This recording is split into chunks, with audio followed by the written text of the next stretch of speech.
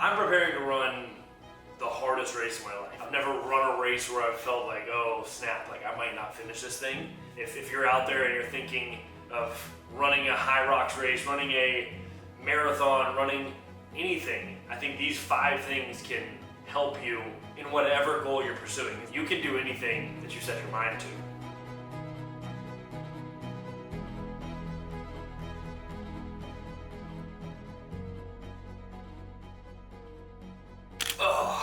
Alright my friends, so as you know, if you've been following along on my social media channels, I'm preparing to run the hardest race of my life. It's something that I'm definitely a little scared about.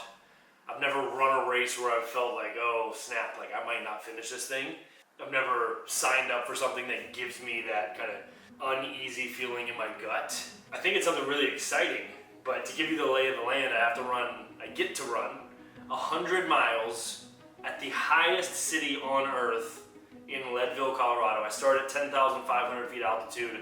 I will be climbing up to 13,500 feet altitude.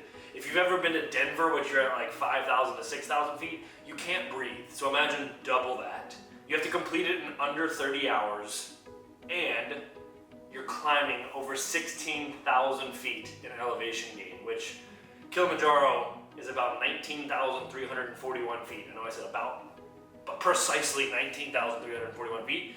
I will climb 16,000 feet, so almost the equivalent of Mount Kilimanjaro. And as you can imagine, at 6'4", 235 pounds, it's not the most aerodynamic thing. I have my legs working for me on some strength, but the preparation for this race is something that I've never really had to really dial in and put in this kind of training to compound day over day over day, looking forward to August 22nd. I think that's a really interesting thing for me, coming from an athletic background. I played baseball in college. I was gonna go down the route of professional sports and ended up getting my master's degree, but as I look at the things that I've done between running many marathons, I ran a 50K, which is the farthest I've run, by the way, 32.2 miles. I'm running a 50-mile race on May 2nd this year. Nothing that I've ever signed up for have I really been like, oh my gosh, I'm gonna train as hard as I can, as long as I can, to see how far I can push my body, my mind, everything. Now, there's even other things to this race that, like at altitude and when you're running for that long, your stomach will get all kinds of craziness. I've learned so much about preparing for this race, and there's a very deep meaning in this race for me and what it means for me as it pertains to kind of my life story, but we can get to that another day as I continue to be more and more vulnerable on that idea. But I think I just wanted to give a video, like 5 things that I'm doing to train for this race. If you're out there and you're thinking of running a high rocks race, running a marathon, running anything, I think these 5 things can help you in whatever goal you're pursuing. Because not everyone's going out to sign up for something crazy like this 100 miles, right? But what I will tell you is no matter the 5 things that I present to you, you can do anything that you set your mind to.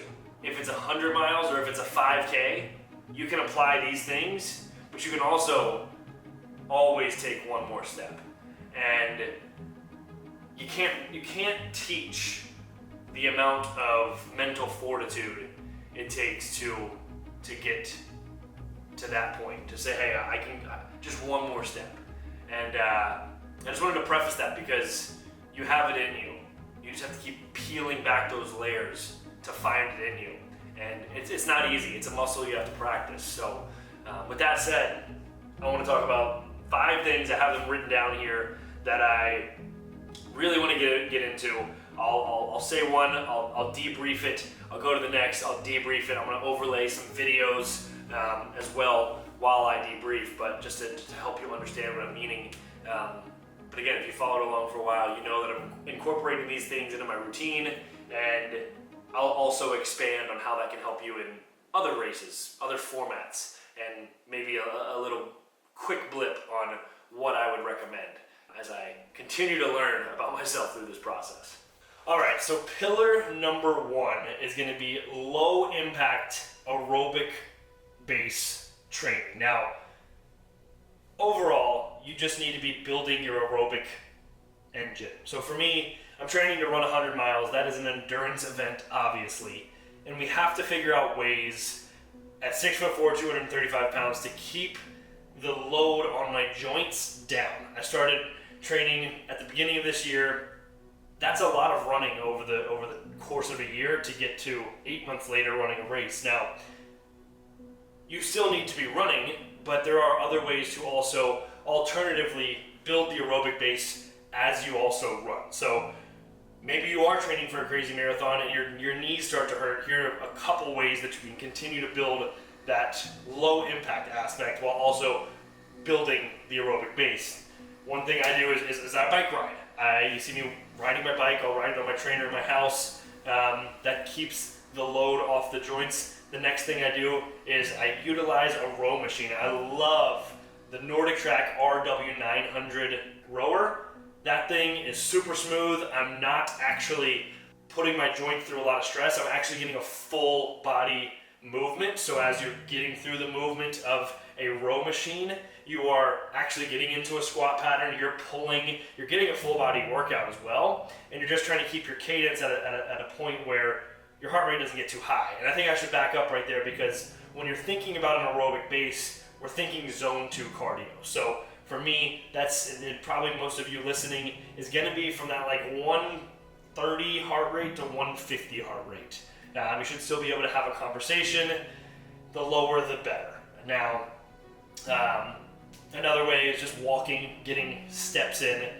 But to circle back to that rowing example, I also just think that's a great way for you to utilize full body workouts, because you are using 86% of your muscles in a row pattern. So the row machine that I use, I'm also going to allude to a treadmill that from NordicTrack later on in the video that I use, is the RW900.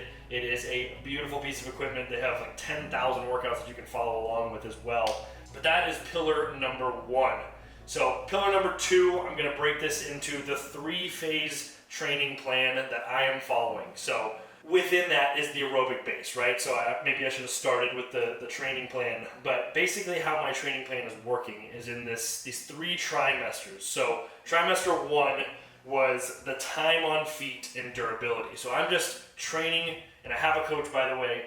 I'm just training who I'm stopping myself quite a bit, but my coach won Leadville twice, in 2008 and 2010, so I'd say he knows what he's doing, and this is coming straight from him. So that phase 1 is the time on feet and durability aspect, where I'm literally just training for time.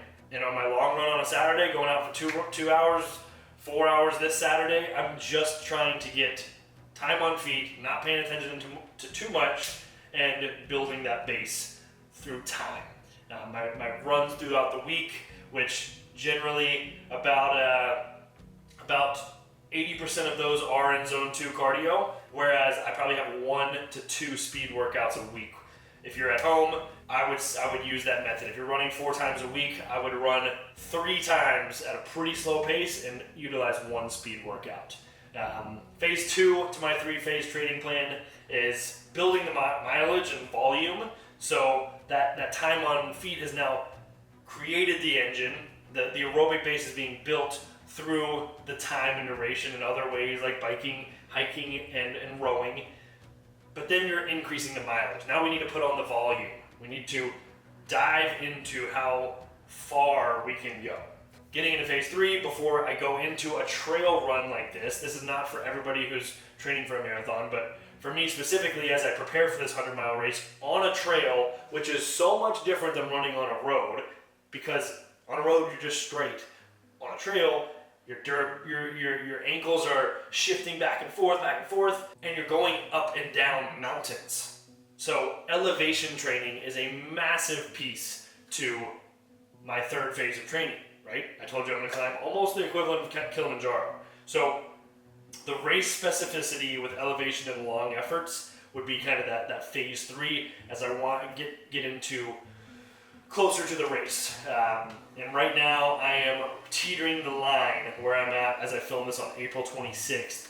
or April 14th, sorry, I just lost my train of thought because I'm turning 30 on April 29th, and I just had the thought when I said April 26th, I was like, oh my gosh, I have like 2 weeks left of being 29 years old in my 20s. How crazy. So let me pause for a second and say, very grateful for my life. All of you who are here have watched me over the years. It's crazy. Crazy. Okay. So yes, as I'm filming this right now, I'm teetering the line from trimester 2 to trimester 3, getting into that elevation training. Now, pillar number 3 is going to be that elevation training as a whole and how you incorporate that. The easiest thing to do is find a hill and go run it. Go sprint it, use that as an interval session, use it to jog up, hike up, hard hike. There's going to be times when I'm going up trails that I'm using my poles. My coach has a saying, when you're an ultra runner when you look forward to the uphills.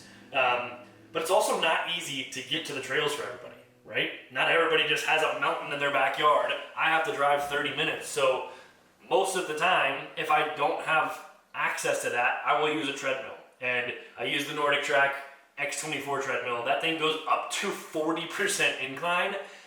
The incline, you can't even imagine what that feels like. But you're basically, when you're walking, it feels like your knees are in your chest. So it's an incredible tool to use for elevation training. If you wanted a good treadmill in your house, it's hands down the best treadmill I've ever used. It's a little elevated, which we'll get into my next pillar, which will be pillar number 4, is simulating trail runs, right? For me specifically, I have to actually get on the trails for this race because I need to get used to my ankle dexterity, my knees, feeling the lateral stability of running down and up hills on a trail. But again, I can't always get to the trails. So when I can't, this Nordic Track X24 treadmill, I can literally go in there to the iFit app and I can click on a trail run. I can follow along with a trainer that's going to coach me through everything. And then as that trainer runs up and down mountains and hills, the treadmill will literally go to a decline when you are running and then go to an incline when you are running. It's the craziest thing. So that is one of my biggest pillars too, in the idea that if you can't get to a mountain and you're training for a trail run, I think also, let me just allude this to the general population, that if you're not running a trail, that treadmill, in the sense, not everybody wants to go out and run hills and blah, blah, blah. If you had this treadmill at your house, before work, after work, whenever, you can get some pretty dang good workouts with this incline and this decline. And I want to make a note that if you are running on a treadmill, I have always been told, never run on a flat treadmill, no matter what. Now the X24, I find, gives you a little bit more give in each impact, which is great. But a lot of treadmills, if you're running at 0%, think about any road that you run, you're never actually running on completely flat ground. So I would encourage you, if you are going to run a treadmill, to at least put it on 0.5% incline no matter what. So getting into pillar number 5, probably one that I'll have a little bit more questions on and probably could make an entire video on, is nutrition, hydration, and fueling.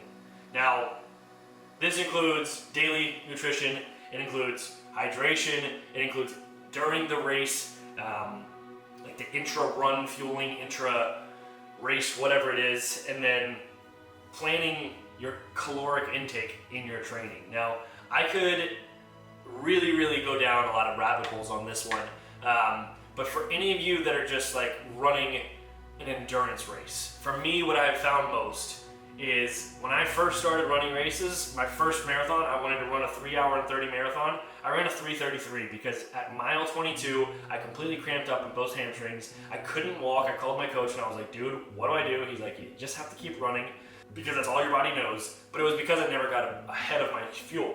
I didn't know what was the right fueling strategy. I thought, oh, I'm good. I'm 8 miles in and I feel good. No, you have to get ahead of it. So no matter what, I take gels. I take a gel at the 20-minute mark, the 40-minute mark, the 60-minute mark, every 20 minutes, no matter what, for whatever race. I'm going on a 4-hour run on Saturday, and I know for me, I need about 750 to 1,000 milligrams of sodium an hour. For you, I would suggest 500 to 750 milligrams an hour. With that, you just have to find the strategy that works so that you get ahead so you don't cramp. And like even in my 50K that I ran, my knee was completely bugged out. You can watch the YouTube video, I was dragging it. But I was still passing people because I wasn't actually cramping, and I was still running like 11:30 miles, which is pretty fast for a trail race, especially with a bump knee, but everyone was cramping. I was not. So that's a really good feeling to understand your fueling strategy. And daily caloric intake, right? It's all based around like how do you want to feel each day. I'm building a business right now. I'm also training for this 100-mile race. It's a very stressful time in my life, but it's also very beautiful. But a lot of that has, I tend to go lower carb, which is horrible to say as I'm training for 100 miles, but I time my carbs around my runs to utilize my energy. And I do this because I know that I'm more mentally clear when I have less carbs, which that's for me. I would say for the overarching population, I would say don't take that advice, but I do enjoy my intermittent fasting. I don't eat till about 11 or 12, and then I go super high protein. No matter who it is out there, a gram of protein per pound of body weight. I'm 235 pounds. I have at least 250 pounds, 250 pounds of protein every day. 250 grams of protein every single day. And that's also just going to help with your recovery. I had a little bit of knee issues around that 50K, and it was because I was actually going to try to drop 10 pounds. But then, guess what? I cut out one of my meals, which was my beef bowl, and that's 100 grams of protein. My knees started jacking up. And I realized like a few weeks later, I was like, what did I change? It was my beef bowl. And guess what? My knee started feeling better when I put it back in, because that protein, in my opinion, and what I always preach, is going to help building the muscle, the recovery, and that way you're not overcompensating with the ligaments, the tendons, everything in your knee. You can probably feel the amount of passion I have for kind of coaching on this kind of stuff. So I would love to hear what of those pillars, if you have more questions on it in the comments that you might have. I would love to dive into more of this stuff as I continue to build for this race. But additionally, whatever races you might be running, let me know. How can I dive into it more? How can I relate it to the 100-mile race? I think there's a lot of things that I'm planning to release on YouTube that really integrate, the crossover of, this crazy period of life I'm in, and training, building a business, and, also doing a lot of work on myself in my own personal life, and just peeling back layers of trauma, honestly. Who is this dude behind the smile, right? And maybe we'll talk about it one day. So anywho, that is a quick 5 pillars. I could probably give you 10 to help you in whatever race you might be running, but specifically what I'm doing right now to make sure that I'm healthy at the start line in Leadville on August 22nd. That is the main goal, and go absolutely give it my all. So let me know in the comments what questions you have. Don't forget to like, comment, subscribe, hit the bell icon so you're the first one to see my videos on the Tube of the U with me. I'll see you next time. Have an awesome freaking day, and don't forget to smile.